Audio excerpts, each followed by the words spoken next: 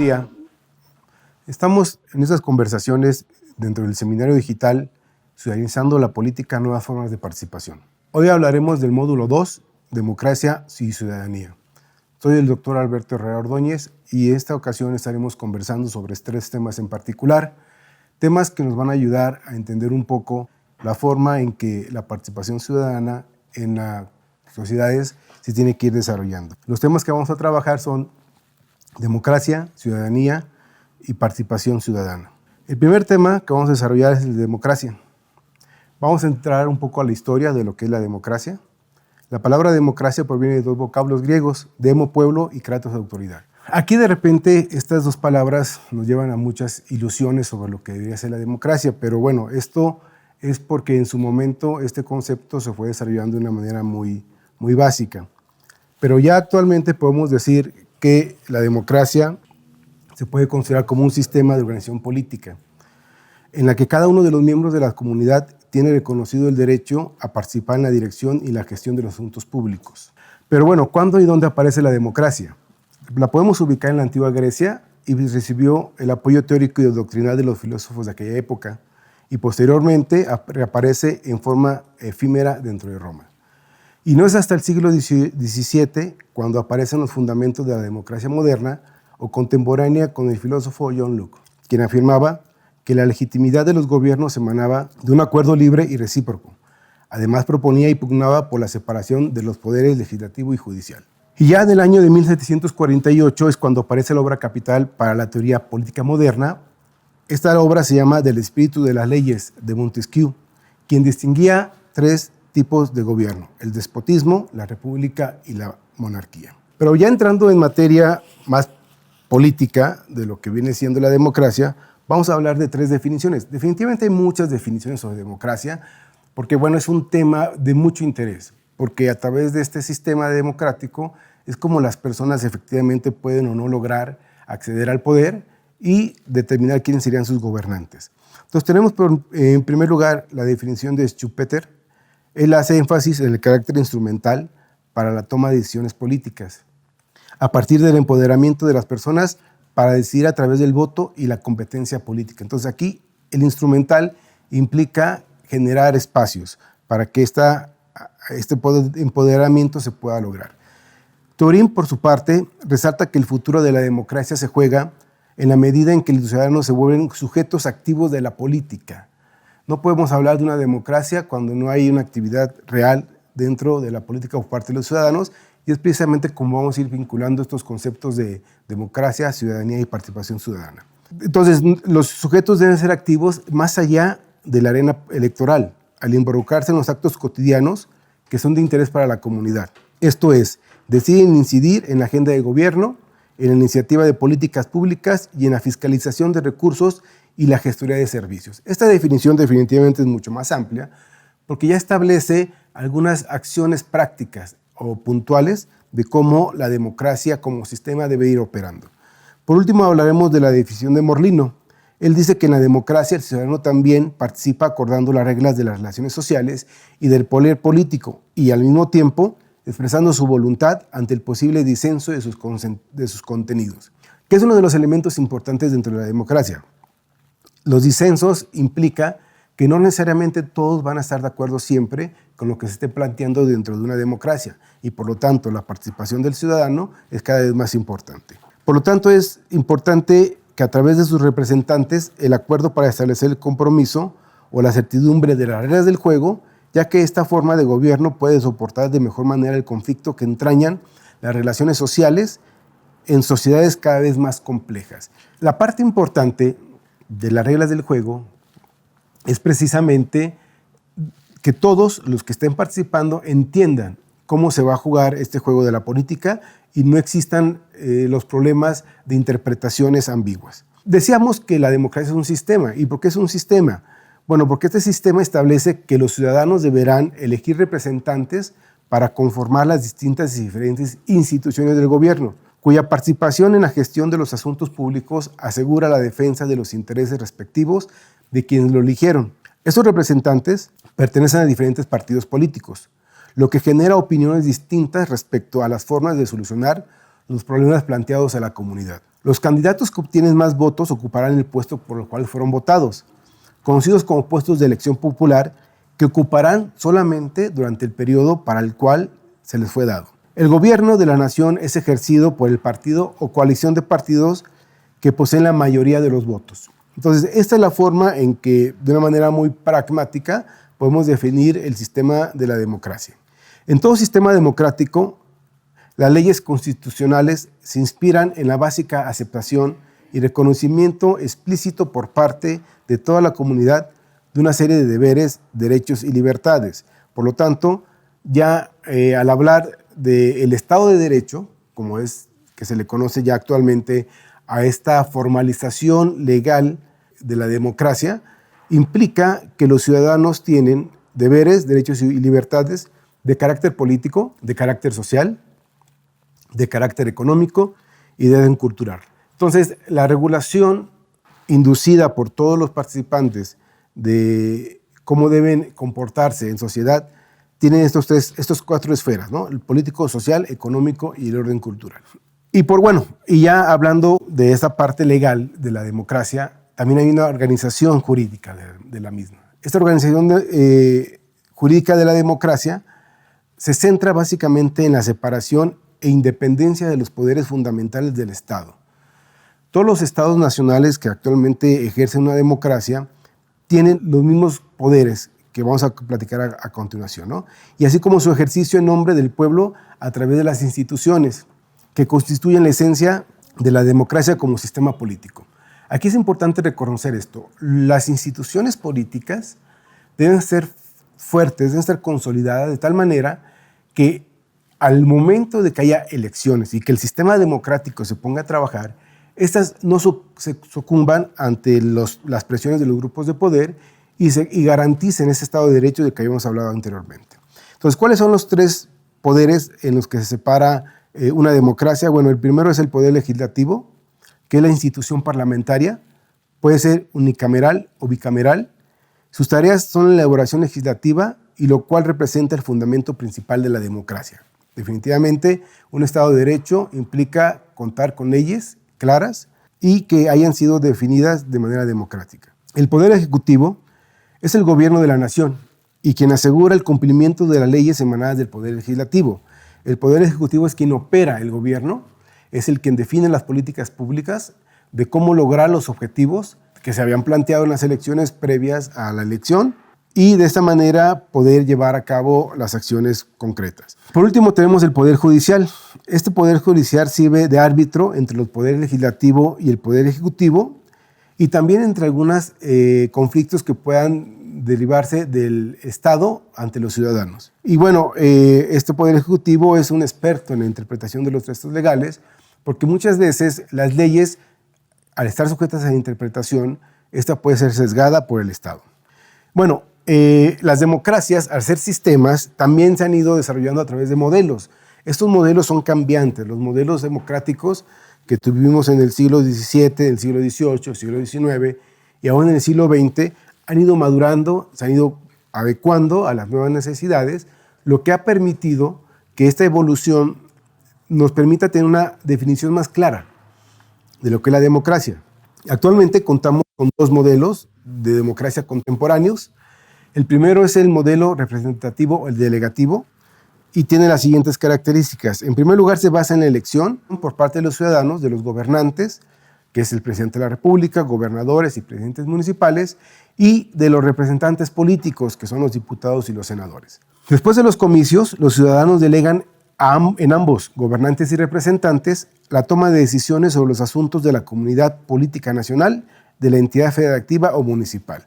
Es importante reconocer que en estas elecciones se firma el pacto social, que muchos ya hemos comentado en otras esferas, y este pacto social precisamente es cuando el ciudadano confiere a su representante y al gobierno este poder de definir el rumbo que va a llevar el país y el Estado. La representación y la delegación política son necesarias en sociedades complejas y cuya población es numerosa. Pero en más de un sentido, el mismo acto de delegar la representación supone deshacerse de la capacidad de participar, porque la decisión política se transfiere a los electos y representantes, lo que mencionaba sobre el pacto social. Estas son las principales características entonces del modelo representativo o delegativo. Por otro lado, tenemos el modelo participativo o semidirecto.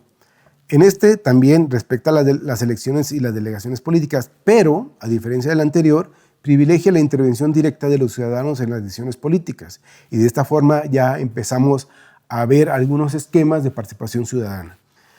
Sostiene que el origen y la fundamentación del poder político radican en la Asamblea de los Ciudadanos. De acuerdo con esta concepción, no existe autoridad política que no provenga o emane del pueblo y, en consecuencia, las decisiones deben ser tomadas por él. Esto se hace cuando se somete a la opinión de la población adulta, principalmente mediante la consulta popular, el plebiscito, el referéndum, la iniciativa popular y la revocación de mandato. Los acuerdos mayoritarios sobre asuntos de interés general.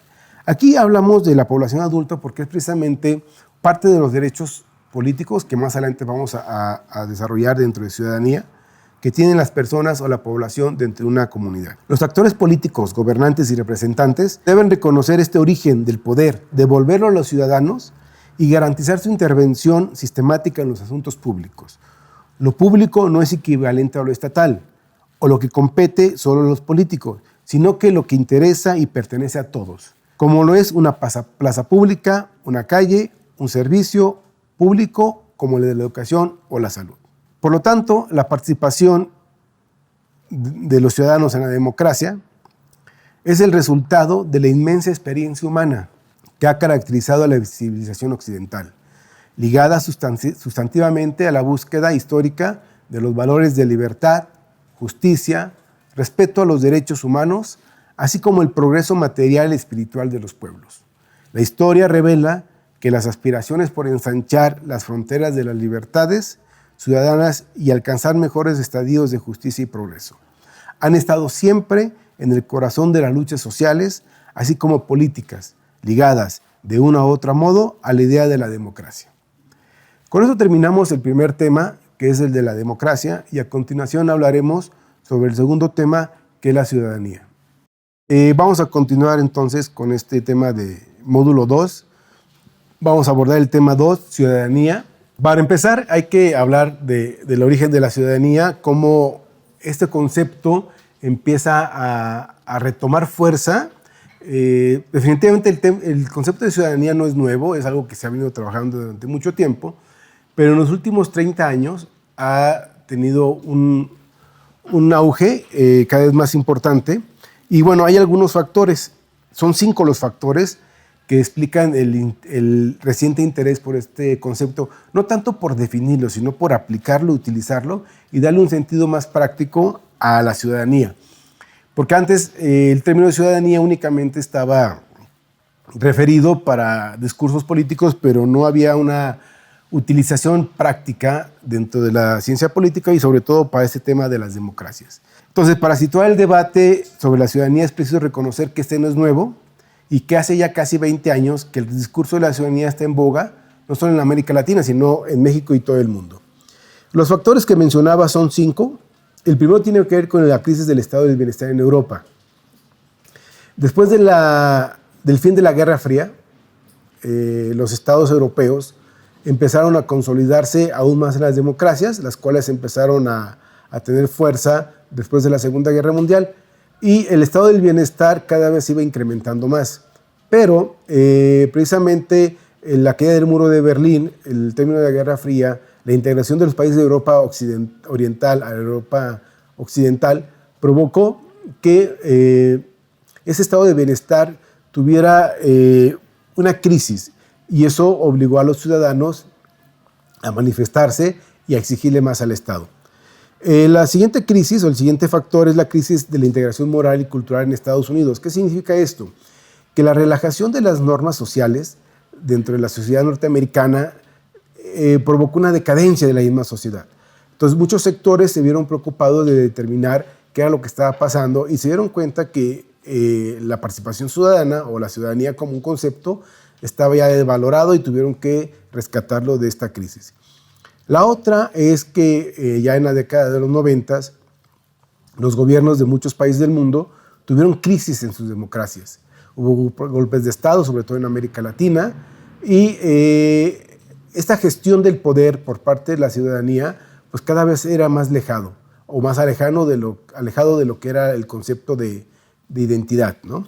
El cuarto elemento o cuarto factor que provoca que el concepto de ciudadanía se renueve o se retome, tiene que ver con los nuevos movimientos sociales. El feminismo, la migración, los pueblos indígenas, son movimientos sociales que rescatan el concepto de ciudadanía para poderse explicar a sí mismos y exigir esos derechos a los cuales no podían acceder de acuerdo a los cánones anteriores de la política. Y un último factor que provoca este debate sobre la ciudadanía es el de los organismos internacionales. Estos organismos internacionales intervienen en esta redefinición del concepto de ciudadanía porque ellos son responsables o se sienten los responsables de que a nivel global estos movimientos sociales, estas crisis de gobernabilidad, de democracia, se refuercen, se busquen soluciones y de esta manera haya unas sociedades más sanas. Entonces, la ciudadanía vamos a desarrollarla desde dos perspectivas.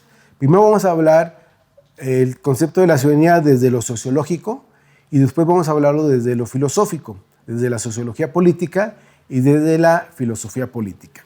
Entrando en materia, la sociología política se comunica mucho para poder explicar el término de ciudadanía con la sociología histórica, ya que se preguntan por el origen histórico del estatuto de ciudadanía, por su evolución y desarrollo y por el contenido de los derechos que constituyen la ciudadanía. Y ubica estos procesos como parte de una larga etapa histórica en las relaciones entre los individuos y el Estado y la forma en que se ha ido redefiniendo. Entonces, la sociología política se apoya en la sociología histórica para poder explicar esta evolución y esta definición más actualizada de la ciudadanía como concepto. Y para entrar en lleno con las nuevas definiciones de la ciudadanía, vamos a retomar una definición de Thomas Janowski, y él dice que la ciudadanía es la membresía pasiva y activa de individuos en un Estado-nación, con ciertos derechos universales y obligaciones en un dado nivel de igualdad. Definitivamente, estos elementos de esta definición de ciudadanía son todavía ambiguos y se quedan cortos con la realidad, pero nos sirve como parteaguas para iniciar con el debate. ¿Cuál es la dimensión jurídica de la ciudadanía? Esto es, bueno, como ya hemos dicho, estamos en un Estado de derecho, la democracia tiene fundamentos legales y por lo tanto es importante que la ciudadanía también la definamos desde una dimensión jurídica. Y si la analizamos desde la perspectiva de la descripción formal del Estado, de la gente de un Estado y su territorio, podríamos definirla simplemente como nacionalidad. Uno es mexicano, guatemalteco o canadiense por el hecho de haber nacido en un determinado Estado o nación, y desde que uno nace tiene una inscripción formal a ese país, es decir, tiene nacionalidad. Por lo tanto, para muchos, la ciudadanía tiene una fuerte carga respecto al origen del nacimiento. Somos nacionales y somos ciudadanos por el origen de donde nacimos. Por lo tanto, la nacionalidad antecede a la idea de ciudadanía como ejercicio de derecho en tanto que pertenencia, y una pertenencia ascriptiva que resulta del hecho de nacer en un lugar determinado. De esta primera perspectiva surge una serie de problemas centrales, sobre todo en los tiempos actuales en los que la gente emigra masivamente. Y es precisamente que vamos a ver que este elemento de la migración es uno de los que ha provocado también de la redefinición de la ciudadanía desde lo jurídico. Pero ¿cómo se define la ciudadanía? ¿O cómo decimos quién es ciudadano de dónde? Bueno, hay dos modelos. El modelo integracionista y el modelo basado en criterios étnicos. El modelo integracionista, más o menos tolerante e inclusivo, que se practica en Francia, Estados Unidos y en buena parte de los países occidentales, en el cual se otorga la nacionalidad por nacimiento o por procesos de nacionalización. En México le llamamos naturalización. Y son esos procesos mediante los cuales extranjeros buscan adquirir la nacionalidad mexicana y por lo tanto la ciudadanía. Estos procedimientos de naturalización o nacionalización eran relativamente fáciles en el siglo XIX y en el siglo XX, pero dado la gran cantidad de migración, tanto ilegal como legal, que han existido en los últimos años, tanto en América Latina, de América Latina hacia América del Norte, y de los países africanos y de Europa del Este hacia los países europeos de Occidente, esta práctica se ha vuelto un poco más compleja. El otro modelo, que es basado en criterios étnicos, es un modelo donde la nacionalidad se reserva para los miembros de la comunidad étnica, quienes hipotéticamente comparten rasgos culturales y raciales comunes.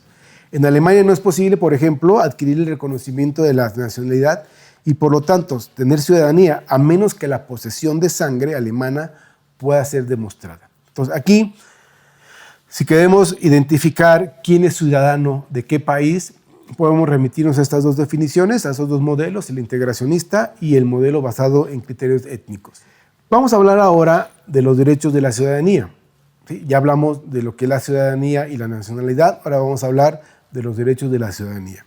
Y aquí vamos a tomar una definición un poco más amplia de un sociólogo inglés, que es Marshall. Y Marshall elaboró un ensayo que se llama Ciudadanía y Clase Social, editado en 1950 originalmente.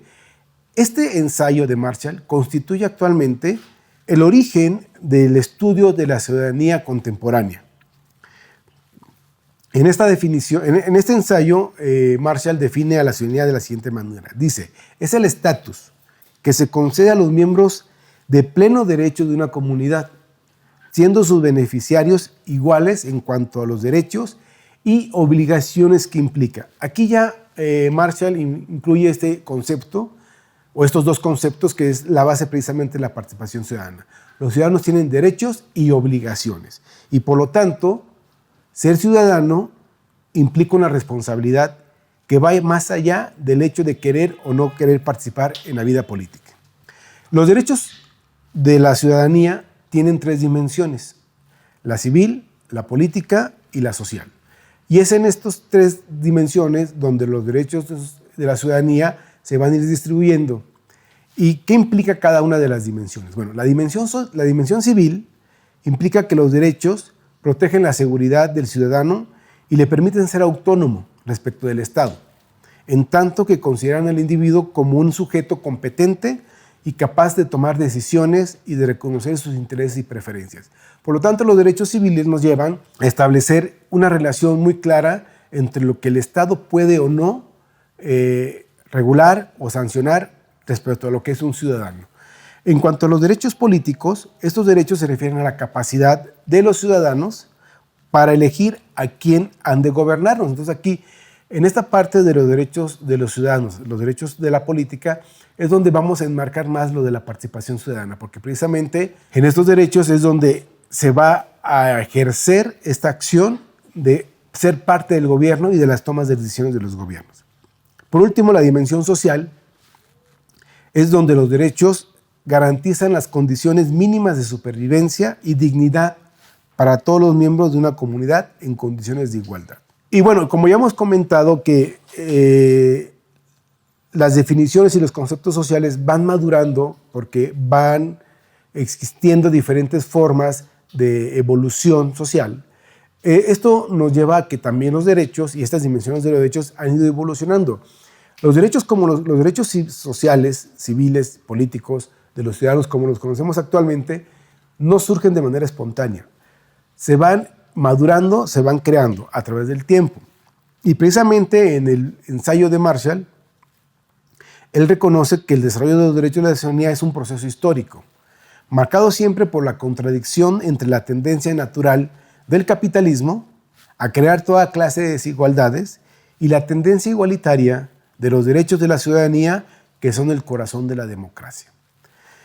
Desde su perspectiva, la de Marshall, el proceso histórico avanza cada vez más hacia el logro de una igualdad relativa, sin eliminar la desigualdad propia del capitalismo. Los derechos sociales serían la parte final de este proceso. Entonces, históricamente, ¿cómo se han ido creando los derechos? La creación de los derechos civiles, políticos y sociales tienen un origen en el liberalismo clásico de Locke y de Mill. En particular, los derechos civiles, los que adquieren una carta de naturalización constitucional durante la independencia de Estados Unidos y Francia, y la Revolución Francesa a finales del siglo XVIII, para después trasladarse, al menos formalmente, al resto del mundo occidental.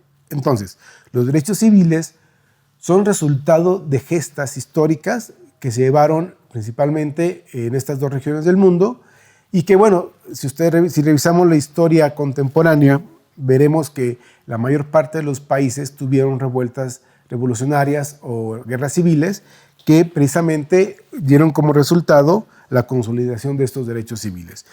En cuanto a los derechos políticos, estos originalmente estaban únicamente reservados a los propietarios, a los hombres y a los educados. Y por tanto, los derechos políticos no eran parte de la realidad de las mujeres, de los esclavos y de las personas que no tuvieran propiedades inmuebles. Pero después fueron extendidos cada vez más a los trabajadores hasta hacerse universales gracias a las luchas de la clase obrera. Entonces tenemos por un lado que los derechos civiles se van constituyendo y creando a través de luchas sociales y por otro lado los derechos políticos se van consiguiendo a través de luchas laborales o de estos grupos como el feminismo que poco a poco van ocupando espacios en la vida pública como ciudadanos reconocidos de derechos. Por último tenemos los derechos sociales, la mayoría de los cuales están igualmente establecidos en las constituciones y no son exigibles ni reconocidos como tales en la relación entre ciudadanos y estados. Por lo tanto, podemos concluir que los derechos civiles, los más universales de todos, pueden ser no aplicados o aplicados segmentadamente de acuerdo con criterios de clase social, género, región y raza. Y los derechos políticos pueden ser denegados en una variedad de formas autoritarias y los derechos sociales, por lo tanto, pueden otorgarse en algunas o negarse a otros, como claramente indica la experiencia histórica. En la democracia los derechos tienen una particularidad, ya que cuando estos son concedidos desde arriba, la capacidad de aplicación segmentada, particularizada o selectiva de los derechos aumenta. La experiencia histórica demostraría que los derechos, cuando no son resultados de grandes luchas sociales, pueden ser aceptados, pero no implantados o no aplicados adecuadamente. Y esto es válido incluso en los países desarrollados. También tenemos una agrupación, una clasificación de los derechos en activos y pasivos. ¿Cuáles son los derechos pasivos? Se refieren a aquellos que están en la ley y cuya aplicación opera como una concesión del Estado.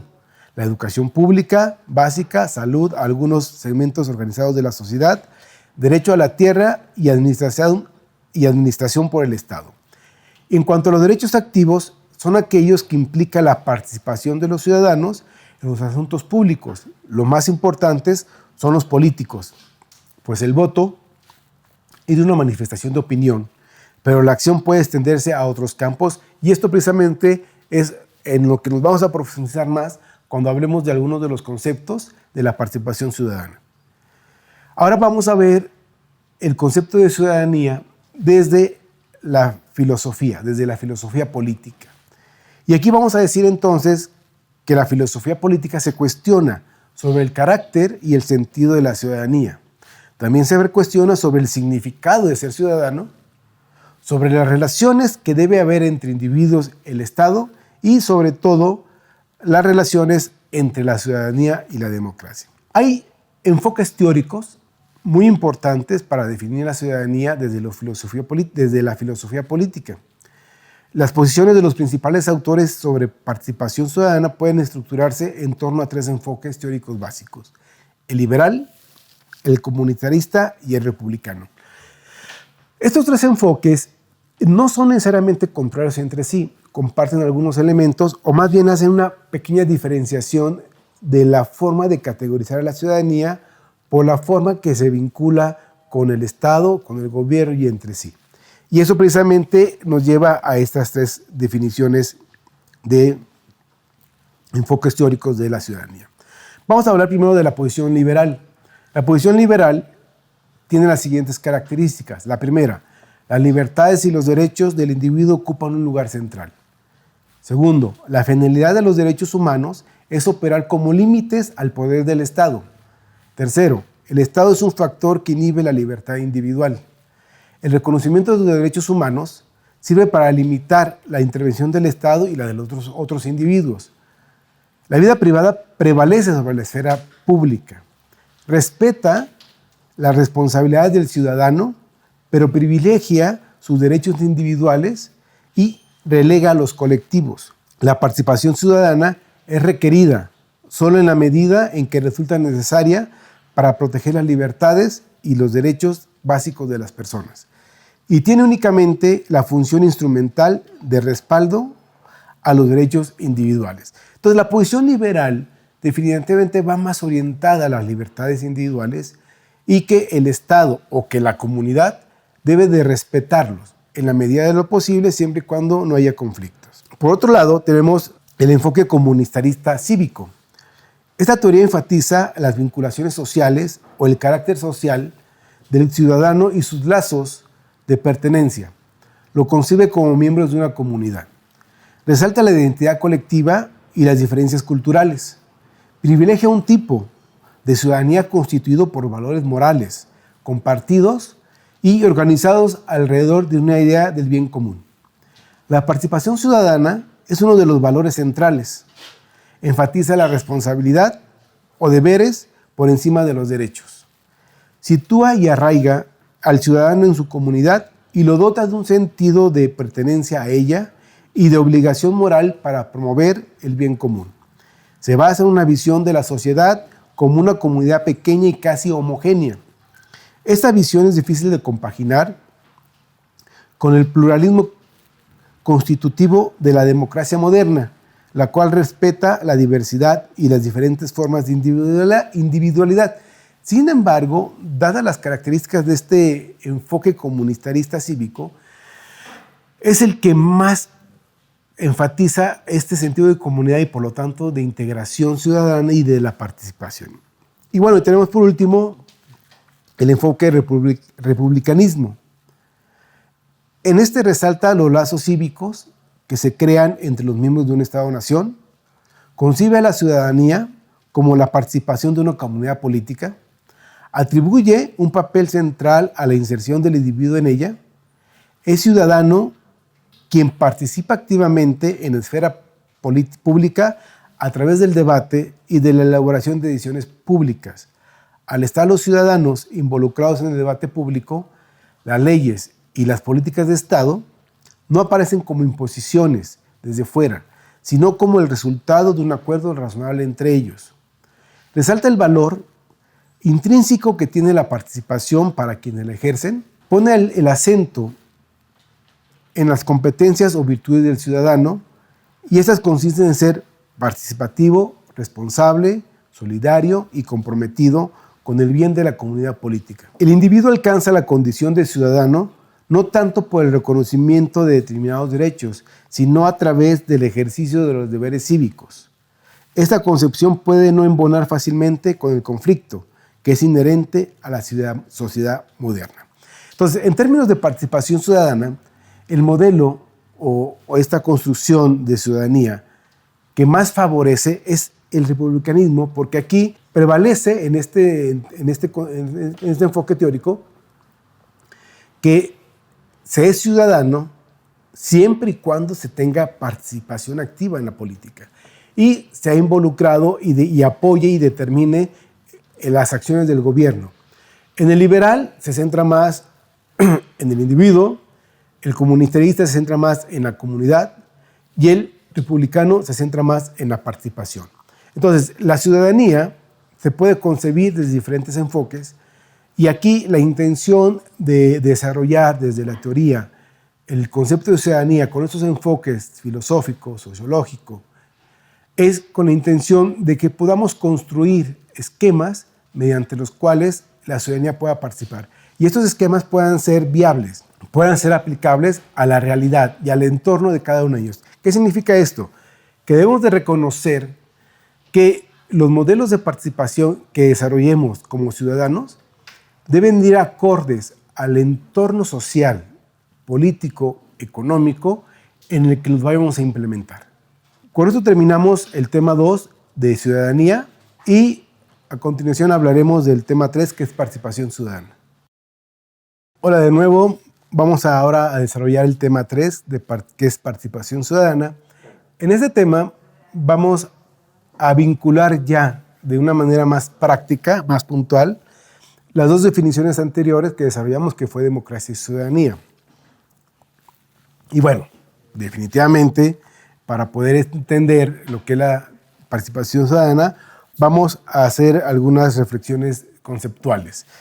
Y dice, la participación ciudadana comprende diversas formas de expresión social y prácticas que se sustentan en una diversidad de contenidos y enfoques a través de los cuales se generan alternativas organizativas y operativas que incluyen en la gestión e intervención en la toma de decisiones sobre asuntos públicos en un contexto democrático. Entonces, lo que decía hace rato, al concluir el tema anterior, la participación ciudadana debe ser vista como algo único para cada región, para cada población, para cada estado. No podemos repetir esquemas por varias razones. Una de ellas es que las sociedades son diferentes de una región a otra. Otra es de que lo que yo probé como efectivo hace un año, hoy no lo va a ser, porque las condiciones son diferentes. La vida democrática es una cosa viva, como la cosa social. Entonces, cada vez lo que apliquemos que funcionó, hay que revisarlo y ajustarlo a las nuevas realidades. Por lo tanto, la participación ciudadana, que definitivamente es en un contexto democrático, debe irse actualizando y adecuando a las diferentes formas. Por lo tanto, la participación ciudadana se refiere a la intervención de los individuos o de los grupos de la sociedad en las actividades públicas y en los procesos decisorios, en representación de sus intereses particulares. Se trata de la construcción de espacios y mecanismos de articulación entre las instituciones políticas y los diversos actores sociales, mediante la creación de instrumentos y procedimientos. Entonces, la participación ciudadana se construye, no es, en ocasiones los movimientos sociales son circunstanciales, pero para que una participación ciudadana sea más eficiente tiene que construirse y deben de crearse mecanismos y espacios con las instituciones políticas y los actores sociales que están trabajando dentro de una sociedad. También la participación ciudadana es un eje articulador de las acciones del gobierno en el ámbito de lo público y como método a través del cual los ciudadanos participan. Entonces, hay dos formas de iniciar la participación ciudadana. A través de la iniciativa de la ciudadanía, que busca vincularse con el gobierno y crear una sinergia de poder, y que el mismo gobierno, que el mismo Estado Nacional, cree estos espacios, estos mecanismos o instituciones que permitan y favorezcan la participación ciudadana. En los sistemas democráticos, y ya hemos hablado igual que en la ciudadanía, la participación política es un derecho, ya lo vimos. O sea, la participación ciudadana, incluso, si recordamos el enfoque republicano, es una obligación. Y este es un componente esencial para el funcionamiento. La ciudadanía elige a sus gobernantes y representantes populares y ejerce influencia sobre los funcionarios y tiene oportunidad de comunicar sus demandas. Vamos a hablar ahora sobre los enfoques sobre la participación ciudadana. Es la integración de la ciudadanía en el proceso de la adopción de decisiones de gobierno de ciudad y Estado. También diversas formas de expresión social y prácticas que sustentan en la diversidad de contenidos y enfoques a través de los cuales se generan alternativas organizativas y operativas que inciden en la gestión e intervención en la toma de decisiones sobre asuntos políticos en un contexto democrático. Es toda forma de acción colectiva que tiene por interlocutor a los estados y que intenta influir sobre las decisiones de la agenda pública. También es una respuesta individual o colectiva de la sociedad a una convocatoria realizada por parte de las autoridades gubernamentales en aquellos espacios institucionales que designan o crean. Para poder ir construyendo esta participación ciudadana, es importante también reconocer que existen niveles de participación. No niveles entre buenos y malos, sino niveles en las diferentes esferas en las que vamos a encontrar esta participación ciudadana. Y tenemos que son 5 estos niveles. El primero es la participación en la información. Cuando hablamos de la participación en la información, implica la posibilidad de acceder permanentemente a información sobre los asuntos públicos, a fin de contar con una ciudadanía informada y con herramientas para evaluar las acciones del gobierno. Entonces, la participación en la información implica esta acción de parte del gobierno de generar fuentes de información o un sistema de información y que el ciudadano pueda acceder a ellos para poder tomar decisiones y evaluar de alguna manera cómo el gobierno ha estado trabajando. La participación en la consulta hace referencia a los mecanismos con los que cuenta la ciudadanía para hacer llegar al gobierno sus opiniones acerca de las decisiones que ha tomado. En esta consulta se han desarrollado nuevos esquemas. Esos esquemas, en principio, el gobierno no era muy adicto porque implica la crítica. Sin embargo, en las democracias, y como habíamos dicho, que el ciudadano debe de tener una injerencia directa respecto a cómo se gobierna, por lo tanto, la misma ciudadanía ha impulsado este esquema de participación a través de la consulta. El tercer esquema o el tercer nivel de participación es respecto a la decisión. Implica que la sociedad cuente como herramienta para participar en las decisiones que se toman respecto de asuntos públicos y que su opinión puede definir el sentido de las medidas tomadas.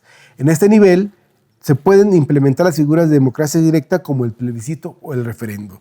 Entonces, en este nivel de decisión, ya el ciudadano tiene un papel muy importante dentro de esa participación de la definición de las acciones del gobierno y cómo van a ir definiendo las políticas públicas.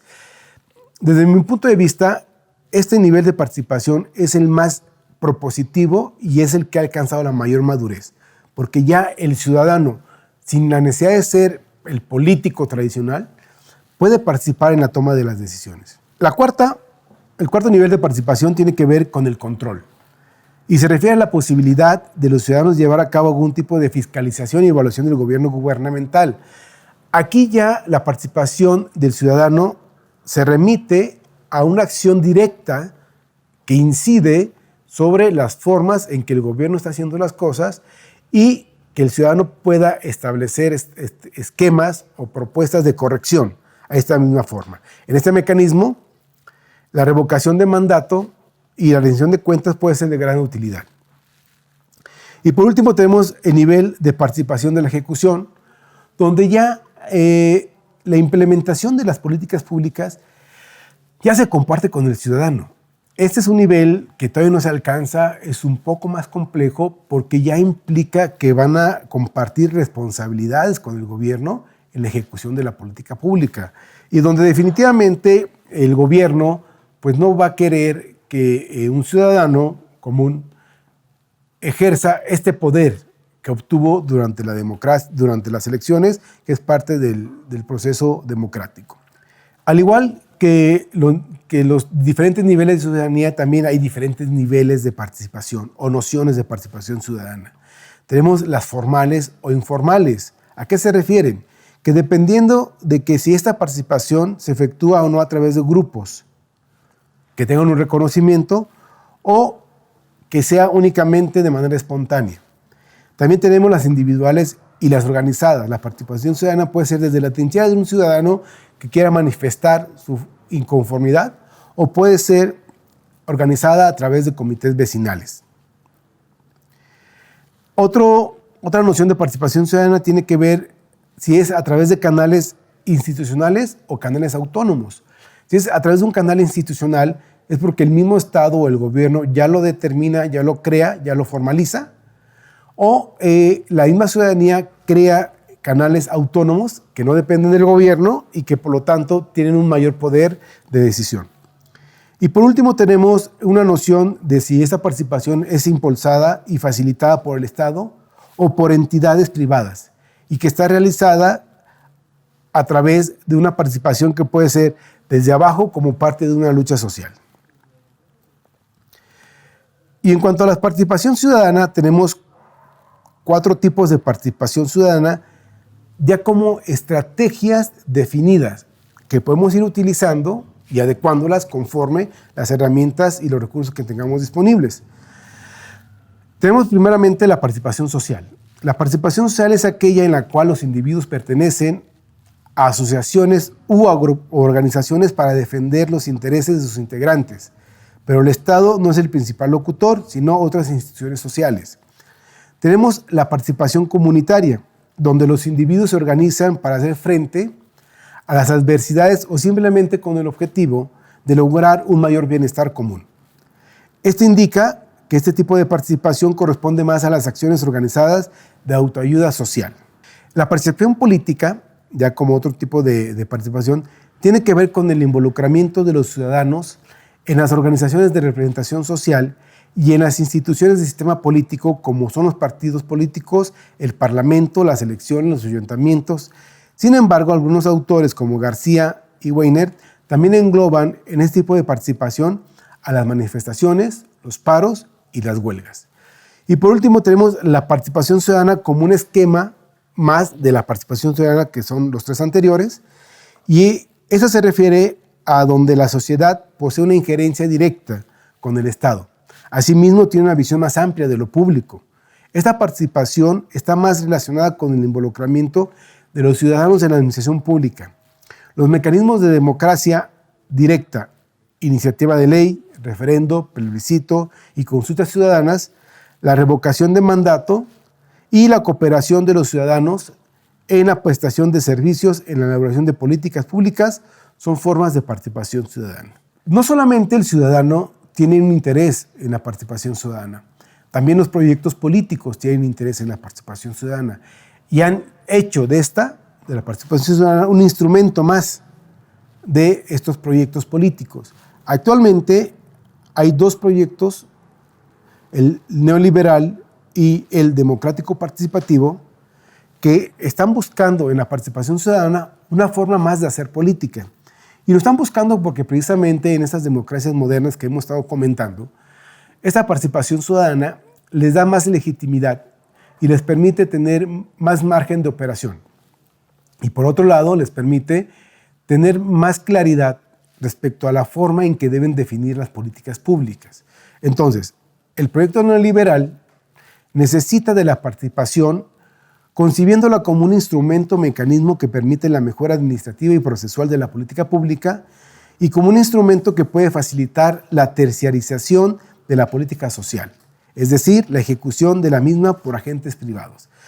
Definitivamente es una crítica muy fuerte a este proyecto neoliberal porque algunos indican que el Estado se hace a un lado respecto a muchos de los problemas sociales, pero se justifica desde el proyecto neoliberal porque no existe la capacidad o los recursos suficientes en el Estado o en el gobierno para cubrir esas demandas sociales. Esto puede conducir a la desresponsabilización del Estado en la relación a los derechos de ciudadanía, en especial los derechos sociales. El discurso neoliberal de la participación ha ganado terreno en los últimos años gracias a algunas de las políticas públicas fomentadas por el Banco Mundial y el avance del discurso contemporáneo del tercer sector, el voluntariado y la responsabilidad social de las empresas.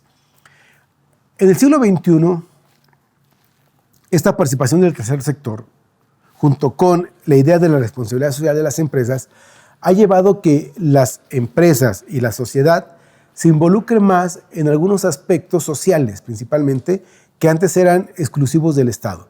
Y bueno, esta forma de utilizar la participación ciudadana del proyecto neoliberal ha recibido muchas críticas. Sin embargo, hay que decir que ha sido muy eficiente porque este tercer sector, del que se menciona, tiene los recursos para poder diseñar proyectos eficientes. Ahora, la participación ciudadana desde el proyecto democrático participativo es vista como el eje de una práctica de la política que permite a los ciudadanos intervenir en asuntos de interés colectivo a través de la creación de espacios públicos donde no solo se debatan, sino que se deciden y vigilan las políticas públicas en los diferentes niveles de gobierno. Aquí, a diferencia del proyecto neoliberal, la participación ciudadana vincula e involucra directamente la participación conjunta entre el gobierno y la ciudadanía a través de organizaciones sociales. Esta vertiente de la participación resume numerosos experimentos sociales en varias partes del mundo y se inspira en el desarrollo recientes de la teoría democrática, ante todas las teorías de la sociedad, del espacio público, la democracia participativa, deliberativa y la propia democracia participativa. Por último, vamos a hablar de las condiciones para la participación. Estas son condiciones mínimas que esperamos puedan cumplirse para que entonces la participación ciudadana cumpla con este propósito democrático de la que hemos estado comentando. Las condiciones son 4. La primera es el respeto a las garantías individuales. La segunda son los canales institucionales y marcos jurídicos. El tercero es la información. Y por último, la confianza por parte de los ciudadanos hacia las instituciones democráticas. ¿Cuál es la condición respecto al respeto de las garantías individuales o por qué es necesaria? Bueno, hay que recordar que la violación de las garantías individuales por parte de las autoridades fue una práctica regular en los sistemas políticos autoritarios contemporáneos también. Todas aquellas personas que se oponían al régimen o que manifestaban su inconformidad en contra de las decisiones políticas tomadas por los dirigentes sufrían maltrato físico, invasión a su propiedad, torturas psicológicas o simplemente se les asesinaba. Por eso, para que la ciudadanía pueda tener injerencia sobre el Estado, el gobierno, debe de respetar las garantías individuales como son la libertad, la seguridad, la igualdad y la propiedad. Pues si esta condición no se cumple y las autoridades violan los derechos fundamentales del ser humano, es muy probable que la sociedad se abstenga de inferir en los asuntos públicos por miedo a sufrir represalias o repercusión. La segunda condición son los canales, instituciones y el marco jurídico, lo que conocemos comúnmente como el Estado de Derecho. Es necesario que el Estado garantice que estos canales institucionales van a ser formales y van a ser permanentes, de tal manera que al momento de que exista la participación, el mismo ciudadano tenga un respaldo jurídico, un respaldo legal que obligue a los órganos del gobierno a respetar esa participación.